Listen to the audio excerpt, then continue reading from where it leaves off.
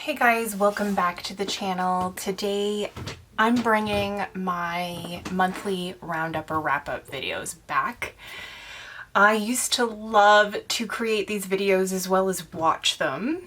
However, just over time, I guess I just I lost the interest in it. I started focusing on other things, other types of content for the channel.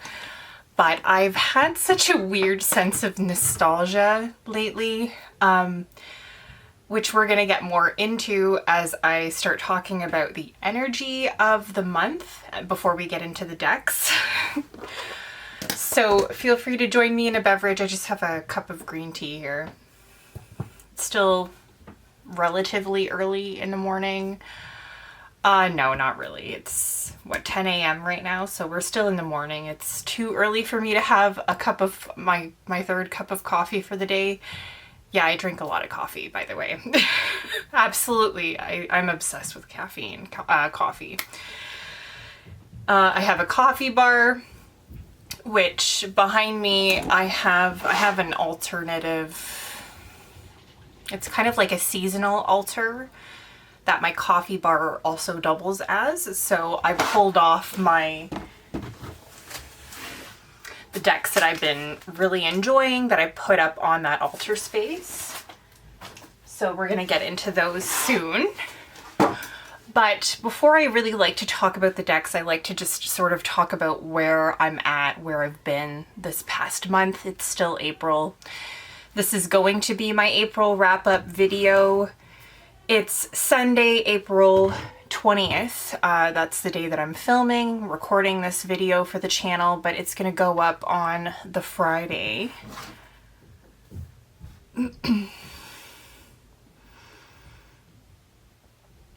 Which is April 25th. So you guys know I like to upload on Fridays. So quite a lot of things going on this month. I'm feeling the same economic pressures that everybody is feeling at the moment. I felt a little disconnected from my spiritual path lately as well, so the focus of my practice over the past couple of weeks has really just been to go back to the bones, the basics, the foundation of my spiritual practice, which is a lot of my botanical decks, my nature-focused decks, as well as just trying to connect with nature. It's been weird weather-wise here in Canada. We've been experiencing cold days and then really nice warm days, so I've been trying to get out in nature and just go for walks.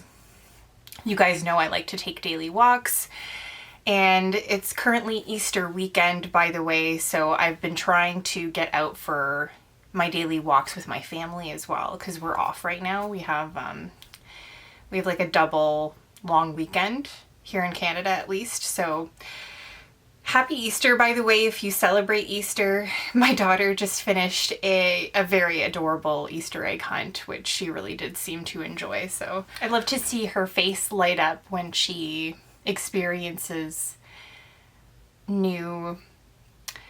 She did partake in an Easter egg hunt last year. However, it was like a very obvious Easter egg hunt. Like we just sort of, we had the eggs laid out like very obviously. This year we could be a little bit more creative with it. So it was very exciting to watch her find all the eggs, and it was very exciting for her to open up the eggs and find the little toys. She's obsessed with cars right now, so I was able to find a box of little, like the plastic Easter eggs that open up, and then they it was a set of, I think, like 18 different cars that came with the eggs. So she had a lot of fun opening up the eggs and finding all these different cars and trucks and stuff. So it was adorable to watch. I love really watching children being kids and experiencing new things. It brings out the inner child in myself as well. But yeah, so really focusing on the bones or the foundation of my practice. I've been feeling a little bit disconnected just with everything going on in the world, economic pressures, as well as just feeling overwhelmed by my 9 to 5, by my my daily mundane tasks. So I've been just really taking the last couple of weeks to just really focus on getting back to myself, getting back to my foundation, the basics, and really just enjoying what I find to be the most enjoyable aspects of my practice. So back with the candles, I did just purchase 2 candles from Moonstone and Myth. I might do an unboxing on the channel and we can share the moment, first impressions of them. So, but I'm really excited about that. I've been also just burning the candles that I have a lot, just enjoying the scent, really getting into, I'm really feeling very called to the really nature, not just nature, but the spicy, and not spicy as in hot, but spice, like spices, I should say, like the really spiced scent profiles. So I have this one burning right now, Crumpus. I love this one. It's orange, sapin, orange fir, cinnamon, clove, and frankincense. It smells so good. Been obsessed with that one. I also really like the tarot candle as well. I don't think that you can even get these candles anymore. I think they might be seasonal. So I did pick up some new, I think I picked up Practical Magic as well as the Witch of the Woods. I've been feeling very called to the swamp archetype and swamp magic again. This seems to be like an equinox thing for me, I've noticed. So I won't be surprised if I feel called to the swamp again during the autumn equinox, but I'm just feeling very creatively inspired by the witch archetype, by the swamp, by swamp magic, and the ground, nature, the earth. What else? I'm also, like, I pulled out all my botanical decks. I'm feeling really called and inspired by them, which we'll go over soon, and just reconnecting to, again, the basics, the cornerstones, the foundation of my practice. So plants, plant magic, swamp magic,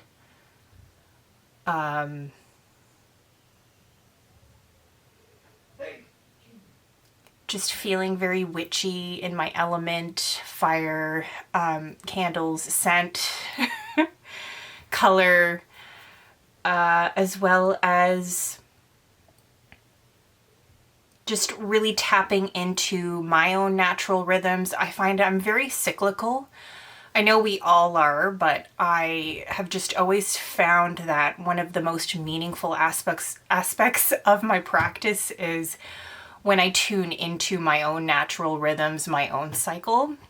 And if I just kind of follow it and I base my own practices based off of where I'm at energetically, based on where my cycle is. So I don't know about you, but my cycle is, it's very persuasive over me. It has almost, it highly affects me, my mood, how I feel. It even affects how I look, how my body is shaped. So it's just easier for me to be more in tune with my cycle, my natural rhythms. So I find that also working with my cycle is incredibly fulfilling for me as well. So getting back into that as well. So now that we're sort of over the energy aspect of the month of April and really just getting back into the basics, we're going to get into the deck. So there's quite a lot.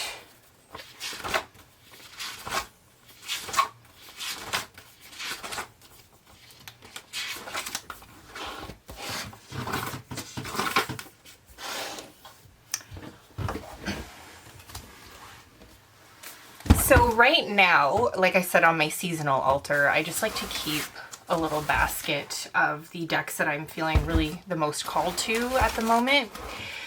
This is a new practice. I just set it up this week, but I've always put, like, I tend to put my seasonal offerings on my coffee bar.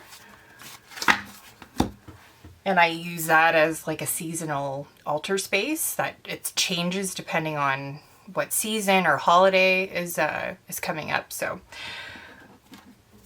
I also like to put any oils or perfumes that I'm creating on the seasonal altar space as well. So right now I just have this cute little basket set up with the Field Guide to Witches. I've been getting so much creative inspiration from this art book. I've spoken about it on the channel, so I won't get too deep into it, but it's got such beautiful works. And like I said, I'm just feeling so inspired by the witch archetype again. Some illustrations of ices here, but very beautiful art book. I've been working a lot with the Darkwood Tarot again. This seems to be an equinox deck for me as well.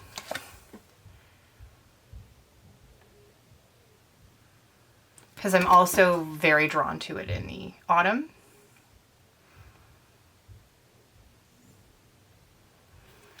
But feeling very creatively inspired by this deck right now.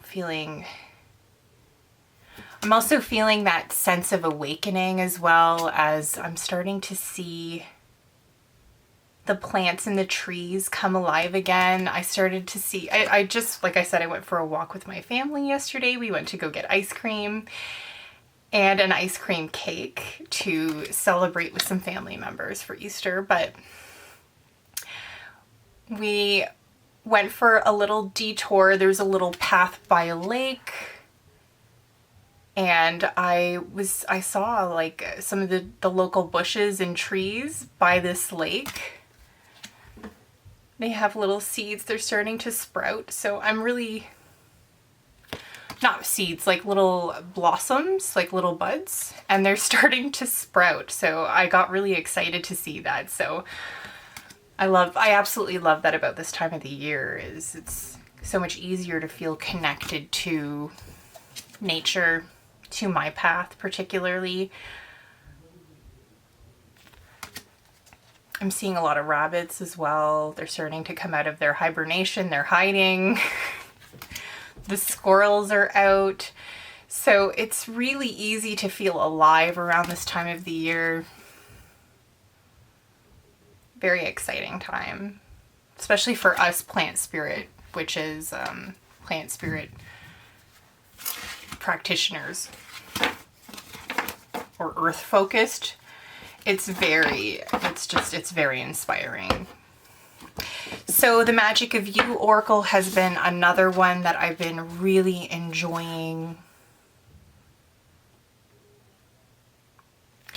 So you guys know I've been working really closely with Artemis. I just took a little bit of a break to really just focus on my main deity, which is Hecate. You guys know she's my foundation. She's the bones of my practice. That's the backing, by the way. Not that you guys don't know this deck, you probably have it. But I've been working with this deck with her this week as well. I've been also working with Artemis still, of course, in more of an embodiment way, but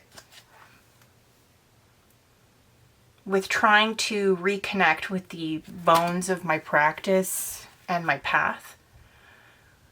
I've been working with Hecate. I really just focused this week on that.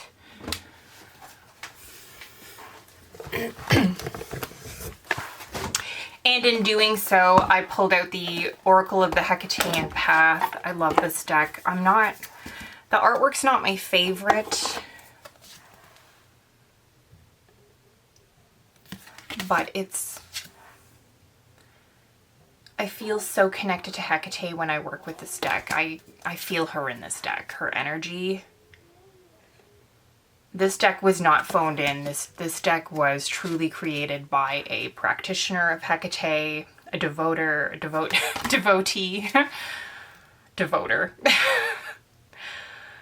You can feel it. You can feel her. But again, doing really just path work with using this deck with Hecate.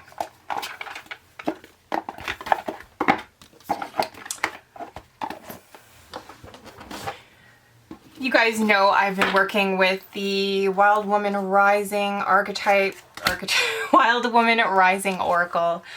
I will spare you further details. I'll just show you a couple of card images. I've spoken so much about it on the channel, but I've been really enjoying this deck with Artemis. I've been using this just as a daily draw, just where I'm at.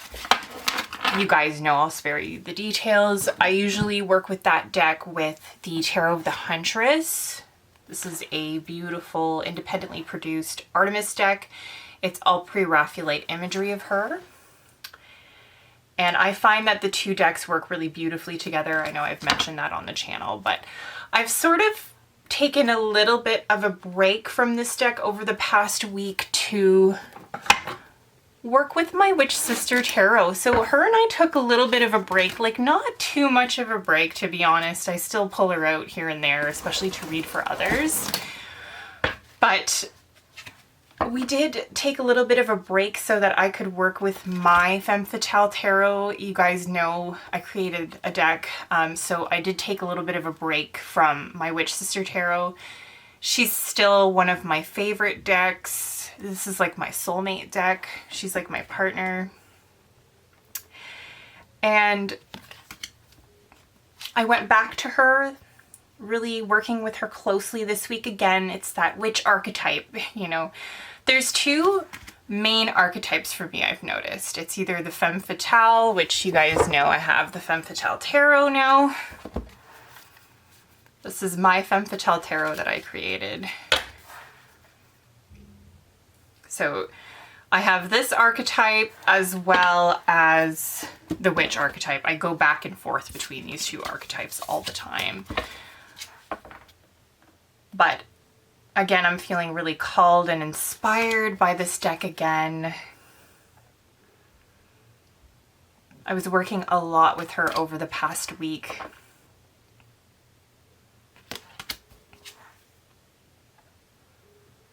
This is a deck I tend to use a lot when I'm reading for others. I know this deck like the back of my hand.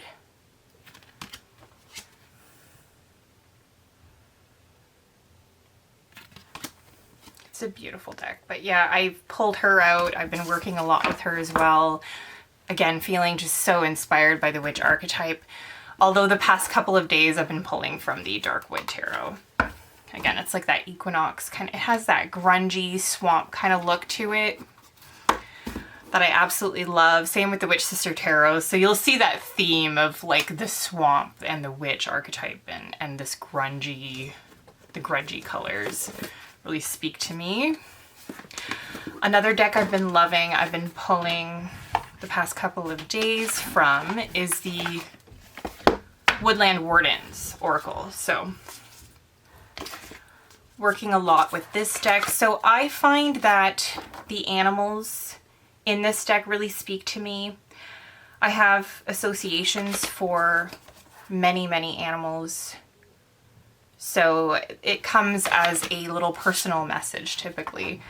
Like I have animal associations. So like I pulled the moth card the other day. So to me that really represents seeking the light within the darkness, which really, it's a reminder to really focus on the good even when you're going through negative experiences, and a reminder that life is short. So there is a need to have greater appreciation for what's good in your life. So I like to work with this deck that way with my animal associations. Also, this deck just, it prefers for me to read it like that anyway. I'll be honest, I'm not crazy about the guidebook. I don't find that the guidebook resonates with me at all because I do have my own animal associations. So, like in this book, in the guidebook, I know for the moth card, I'll just use the same example because that was yesterday's card pull. It's really rough. They reference the death card, which I do understand, and I understand the death card from the perspective of like really appreciating the good, because life is short. Like at any moment things can change. However, she phrased it in a way that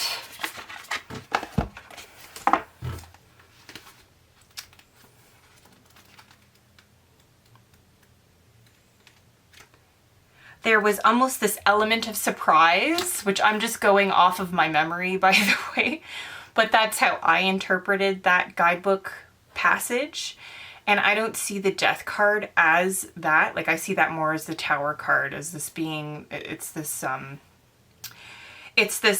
terrible event that just kind of comes out of the left field. You don't see it coming. Whereas with the death card, it's more of, it's something gradual, it's organic. It's really something that's come to its conclusion in your life. It doesn't come out of a left field. It's something that you can very much perceive. There's a logic there. There is always, of course, sometimes there's grief associated with the ending that does occur as a death card moment. I experienced that, for example, when I went back to work after having my daughter, after being off for 18 months with her. Even though I knew that it was time for me to move on, to move forward, and for Amelia to go to daycare, it was still a very difficult moment for me, and there was a lot of grieving for both of us. But anyway, I'm digressing, but that's just my take on the guidebook. I prefer to work with this deck intuitively and with my own knowledge of the animals, so my own animal associations.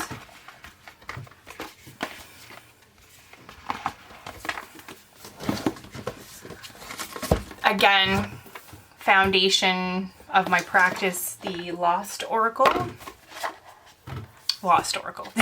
The Botanical Oracle has come back out to play again. This is like a super witchy, like the illustrations are just chef's kiss. They're so witchy and earth path, very earth focused, earth magic. It's just everything that I want right now. This is a deck study deck for me. I've studied this deck over the years. I've been really enjoying the Lost Oracle again. So she is, I feel like this is going to be another equinox deck for me. I feel really drawn to the witch archetype around the equinoxes. This again, it feels very witchy. It's very cyclical.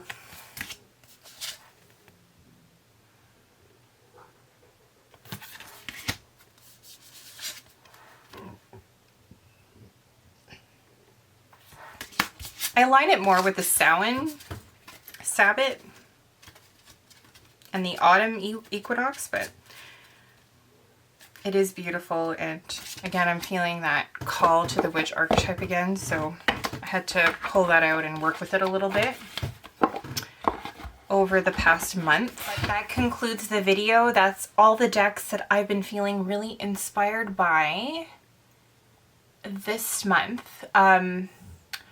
On top of the Queen Mab Oracle that I've spoken about already, like my weekly decks, Queen Mab Oracle, the Archetypes, Wild Unknown Archetypes, and the Alchemist's Oracle, which I've also spoken a lot about on the channel. This is more of a newer edition, like along with the Queen Mab Oracle. So I like to pull a potion for the week to really focus my intentions of the week.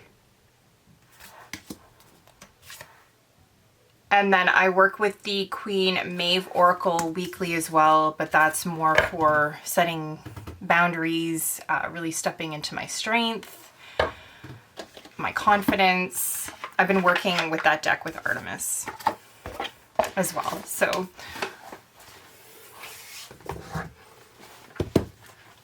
like on top of my daily draw practice, which is, you know, the Tarot of the Huntress and the Wild Unknown archetype, like I've mentioned on the channel.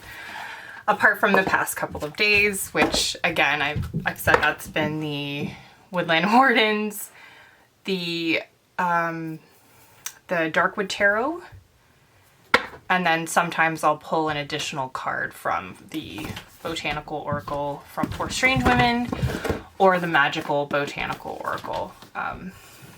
This is like the perfect deck for a plant spirit witch or a green witch.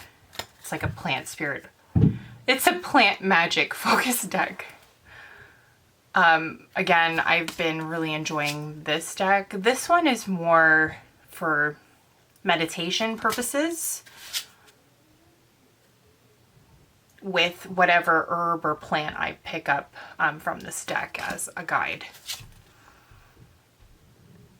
So I've been really enjoying this deck as well. Again, it's all my plant, which I feel like the plant magic is like the cornerstone of my practice. I always come back to it. It's a particularly potent aspect of my practice as well. But the Queen Mab Oracle, this is, again, I've mentioned on the channel, this is like a new event. What's the word I'm trying to think of? A new practice that I've started that I felt called to with my work with Artemis on top of my daily draws. I also like to pull this card. I pull a card weekly from this deck, and that's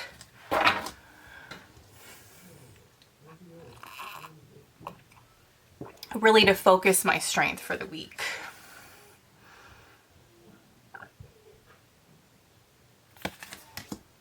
To better ground back into myself, you know, setting powerful intentions, to step more into my confidence and my own personal strength, to be more self-assured. It's just the perfect deck, and I really do need something like this in my practice right now with Artemis.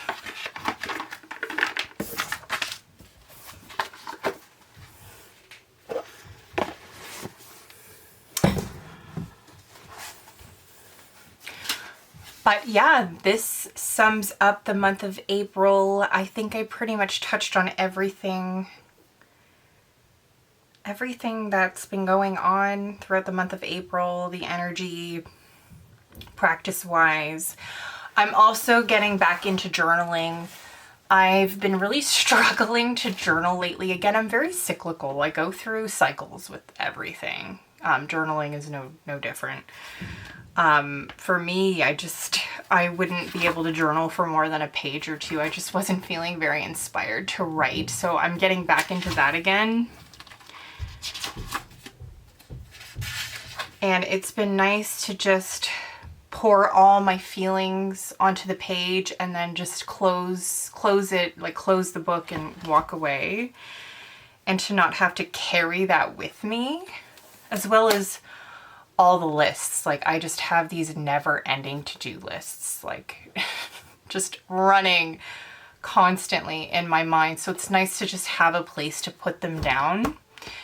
And that's one of the core reasons why I'm drawn to Artemis. Is I've been really feeling very disconnected from me being a spiritual being. I've been so focused on my 9-to-5, my daily mundane tasks, my roles, responsibilities, and priorities, that I just truly wanted to just ground back into my spiritual practice to feel human again. And that's one of the main reasons why I'm so drawn to Artemis, is she is so much more than that. You can't pin her down to any role, responsibility, or priority. She is above it all. She operates outside of it all.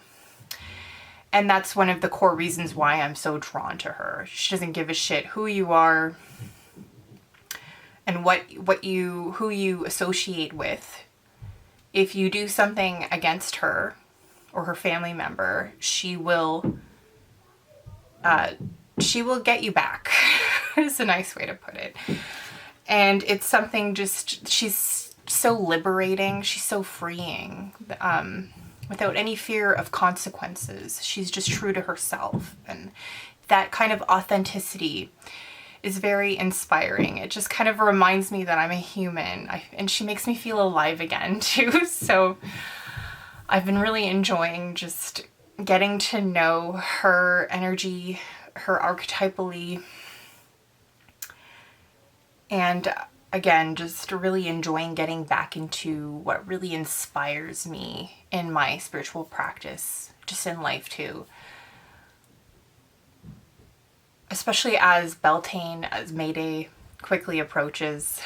It's my favorite Sabbath, by the way, so I'm really excited. I want to do some things on the channel. I'm just not sure what yet. I've already purchased an outfit, and I have a piece of jewelry coming as well in celebration of that Sabbath, but I digress, rambling. So I will see you in the next video. Thank you so much for watching. Bye now.